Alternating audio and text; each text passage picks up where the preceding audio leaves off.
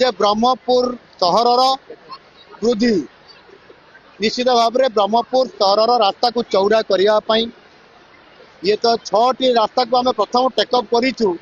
जे टिके टिके तार एक्सपांशन हम चौड़ा हम और से पाखापाखि 53 कोटी टंका गोटे अमाउंट व्यवस्था कराई काम आरंभ करा किंतु संपूर्ण भाव में ब्रह्मपुर को एक तार पेरिफेरियाल को लेकिन किसी पंचायत को लेकिन गोटे ग्रेटर ब्रह्मपुर करने आम गोटे चिंता करूँ से तार डीपीआर ये डीपीआर प्रस्तुत करने मो विभाग को निर्देश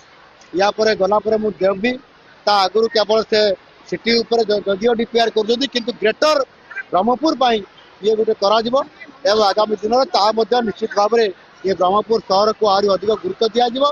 जहाँद्वारा मुझे कहती जे एठिकार प्रतिभा को आठिकार लोक जीवन मान धारण एवं से केमी अधिक आमेनिटीज पाई या गुरुत्व देकर आम सरकार विचार कर